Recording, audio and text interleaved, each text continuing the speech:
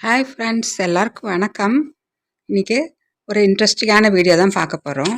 பாருங்கள், நான் கலிஃபோர்னியா எங்கள் நாத்தனாரோட சன் வீட்டுக்கு போயிருக்கிறப்ப அதோட எக்ஸ்பீரியன்ஸ் தான் உங்களுக்கு வரிசையாக போட்டுட்ருக்கேன். அவங்க வீட்டில் கரும்பு செடி பாருங்கள், எவ்வளவு ஒரு 10 செடி 15 செடி பக்கம் இருக்கும். எல்லாம் ஒன்றுக்குள்ளே ஒன்று உள்ளார இருக்கிறதுனால வெளியில் தெரியல.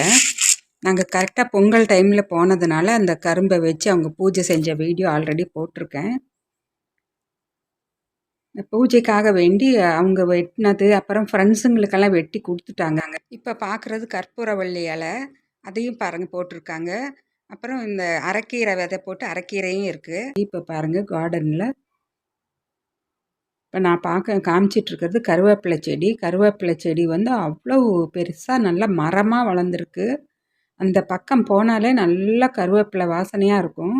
அவ்வளோ வாசனையாக இருக்குங்க இந்த கருவேப்பிலை செடியில் அவங்க போட்டிருக்கிற அந்த கருவேப்பிலை செடி. பாருங்கள், மரம் பாருங்கள், கீழே தண்டு அவ்வளோ பெரிய தண்டாக இருக்குது. பக்கத்துலேயே வந்து இது மணத்தக்காளி கீரையும் போட்டிருக்காங்க. இது வந்து கோவக்கீரை. கோவக்கீரையோட இலை தான் இப்போ உங்களுக்கு காமிக்கிறேன். கோவக்கீரை அவ்வளோ உடம்புக்கு நல்லது. எங்கள் ஊர்லேயெல்லாம் அது கிடைக்கிறது இல்லை. எப்போது ஒரு தடவை தான் காட்டுக்கார லேடிஸு கொண்டு வருவாங்க. இது பாருங்கள், மணத்தக்காளி கீரை. அதுவும் நல்லா செடி பெருசாக வளர்ந்து நிறையா காய் கொத்து கொத்தாக இருந்தது. உங்களுக்கு பாருங்கள், இப்போ காமிக்கிறேன் காய். இந்த கரும்பு செடி நல்லா வளர்ந்து நிறையா வந்திருக்கிறப்ப இவங்க கெட் டுகெதர் வச்சு கரும்பு ஜூஸ் மிஷின் வச்சுருக்காங்க. ஜூஸ் போட்டு எல்லாருக்கும் கொடுப்பாங்களாம், பார்ட்டிக்கு வந்திருக்கிற ஃப்ரெண்ட்ஸுங்களுக்கெல்லாம். அவ்வளவு கரும்பு விடுமா, எனக்கு கலிஃபோர்னியாவா இந்தியாவா அப்படிங்கிற அளவுக்கு ஒரு ஃபீலிங் வந்துருச்சு. அப்படி இருந்தது. இது வந்து கோவக்கீரை, அதுவும் நல்லா செடியாக நல்லா படர்ந்து வளர்ந்து அதுக்கு பந்தலெல்லாம் போட்டு வச்சுருந்தாங்க. அவங்களுக்கு வந்து கோவக்கீரையை சாப்பிட்லாமாங்கிறதே தெரியல. கோவக்காய் மட்டும் நல்லா பெரிய பெரிய காயாக கிடைக்குமா. சீசன் டைமில் நிறையா வரும். பறித்து நிறையா ஃப்ரெண்ட்ஸுங்களுக்கும் கொடுப்போம், நாங்களும் வீட்டு உபயோகத்துக்கும் வச்சுக்குவோம். இந்த கீரை கூட சாப்பிட்லாமான்னு சொல்லி அதிசயமாக கேட்டாங்க. இது தண்டுக்கீரை பாருங்கள், தண்டுக்கீரை இதுவும் வளர்ந்துருக்கு. அது எப்போ விதை போட்டது அது வளர்ந்துருக்கு.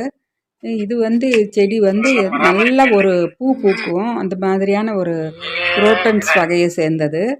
பாருங்கள், இது எல்லாமே கோவக்கீரை தான். அந்த செடியோட காயை தான் அவங்களுக்கு யூஸ் பண்ண தெரிஞ்சிருக்கு. கீரையை வந்து நான் தான் சொல்லிட்டு வந்தேன், இது மாதிரி கோவக்கீரையும் நல்லா பறித்து பருப்பில் போட்டு கடைஞ்சி சாப்பிட்லாம், அவ்வளோ டேஸ்ட்டு, உடம்புக்கு அவ்வளோ நல்லது. இப்படி பாருங்கள், காய் பாருங்கள். சீசன் இல்லைங்கிறதுனால சும்மா ஒரு 4-5 மட்டும் அங்கங்கே இருக்குது. ஆனால் நல்ல டைமில் நல்ல சம்மர் டைமில் அவ்வளோ காய் வரும்னு சொன்னாங்க. பாருங்கள், கோவப்பழமும் ஒன்று, அது வந்து விதைக்காக விட்ருக்காங்க. நான் கோவப்பழம் சொல்லி தான் பார்த்துருக்கேன், நல்லா சிவப்பாக இருக்குன்னு சொல்லி. இப்போ தான் பார்க்குறேன் ஃபஸ்ட் டைமு கோவைப்பழம். நான் பார்த்ததே இல்லை கோவப்பழம். இது பாருங்கள், வாழை மரம், எவ்வளோ பெரிய வாழை மரம். சுற்றிலும் பாருங்கள் எவ்வளோ கன்று இருக்குது, வாழைக்கன்று. அது ஆட்டோமேட்டிக்காக இந்த மரத்தோடவே அது சேர்ந்து வளர்ந்துடுது. வாழை இலை வேணும்னாலும் இவங்க வீட்டில் இருந்து தான் வந்து பூஜைக்கு எதுக்காவது வேணும்னா அவங்கவுங்க வீட்டில் விசேஷமாக பூஜை செய்கிறது, விரதம் இருக்கிற டைம்லலாம் வந்து வாங்கிட்டு போவாங்களாம். காயும் பாருங்கள், வாழைக்காய் தார் தொங்குது. அது பழம் ஆறத்துக்குள்ளாரையே வந்து கேட்குறவங்களுக்கு கட் பண்ணி காயாக கொடுத்து விட்டுறாங்க. இது வந்து அவக்கோடா மரம். அவக்கோடா கேள்விப்பட்டிருப்பீங்க, அவக்கோடா காய் பழம். அதுவும் நல்லா உடம்புக்கு ரொம்ப நல்லது. பெரிய மரமாக வளர்ந்துருந்தது. நான் அவக்கோடா மரமே பார்த்ததில்ல, அதுவும் இப்போ தான் பார்க்குறேன். அவக்கோடாவை பார்த்துருக்கோம் நம்ம ஊரில் எப்பாவது ஒரு தடவை, பழமுதிர் நிலையத்தில் கிடைக்கும். ஆனால் அது எங்கள் ஊரில் கிடைக்கிறத விட டபுள் மடங்கு பெருசாக இங்கே மரத்தில் வருது. அது வந்து கொஞ்சம் பெருசாகிறதுக்குள்ளே அணில் வந்து சாப்பிட்டுடுது. அதனால் அவங்க வந்து துணியை போட்டு கொஞ்சம் ஒரு பக்குவமாக இருக்கிறப்ப துணி போட்டு அதுக்குன்னு துணி விற்கிறாங்க, கட்டி வச்சிடுறாங்க. அது ஒன்றும் ஆறுதில்லை. இது வந்து முடக்கத்தான் கீரையும் போட்டிருக்காங்க பாருங்கள். முடக்கத்தான் கீரை, முடக்கத்தான் கீரை பாருங்கள் படர்ந்து அது வந்து நிலத்தோடு நிலமாக படர்ந்துருக்கு. இதுவும் சொல்லிட்டு தான் வந்தேன், ரொம்ப யூஸ்ஃபுல்லாக இருக்கும்னு சொல்லி. இது வந்து துளசி செடி. துளசி செடி பாருங்கள் எவ்வளோ பெருசு மரமாக வளர்ந்துருக்கு.